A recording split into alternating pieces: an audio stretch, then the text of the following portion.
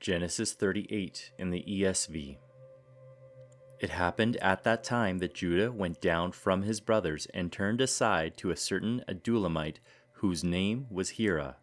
There Judah saw the daughter of a certain Canaanite whose name was Shua. He took her and went into her, and she conceived and bore a son, and he called his name She conceived again and bore a son, and she called his name Onan. Yet again she bore a son, and she called his name Shelah. Judah was in Chezib when she bore him. And Judah took a wife for his firstborn, and her name was Tamar. But Judah's firstborn, was wicked in the sight of the Lord, and the Lord put him to death. Then Judah said to Onan, "Go into your brother's wife and perform the duty of a brother-in-law to her, and raise up offspring for your brother." But Onan knew that the offspring would not be his, so whenever he went into his brother's wife, he would waste the semen on the ground, so as not to give offspring to his brother.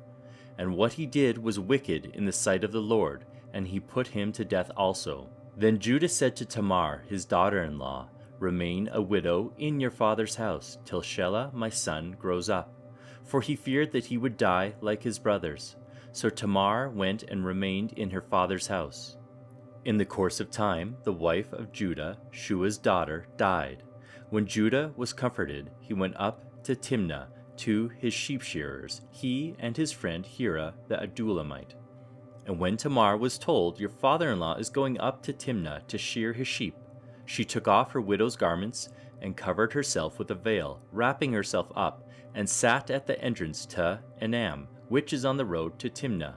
For she saw that Shelah was grown up, and she had not been given to him in marriage. When Judah saw her, he thought she was a prostitute, for she had covered her face. He turned to her at the roadside and said, "Come, let me come into you," for he did not know that she was his daughter-in-law. She said, "What will you give me that you may come into me?" He answered, "I will send you a young goat from the flock." And she said, "If you give me a pledge until you send it." He said, "What pledge shall I give you?" She replied, "Your signet, and your cord, and your staff that is in your hand."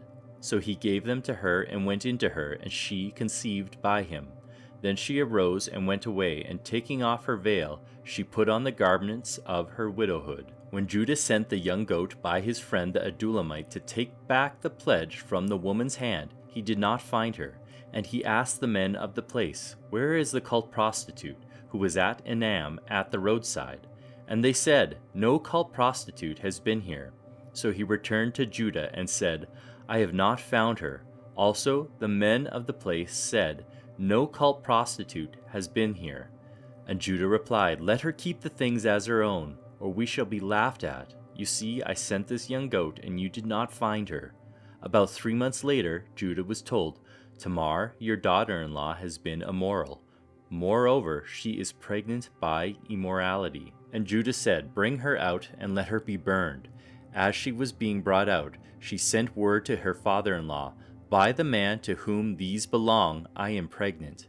And she said, "Please identify whose these are, the signet and the cord and the staff." Then Judah identified them and said, "She is more righteous than I, since I did not give her to my son Shelah." And he did not know her again. When the time of her labor came, there were twins in her womb. And when she was in labor, one put out a hand, and the midwife took and tied a scarlet thread on his hand, saying, "This one came out first." But as he drew back his hand, behold, his brother came out. And she said, "What a breach you have made for yourself." Therefore his name was called Perez.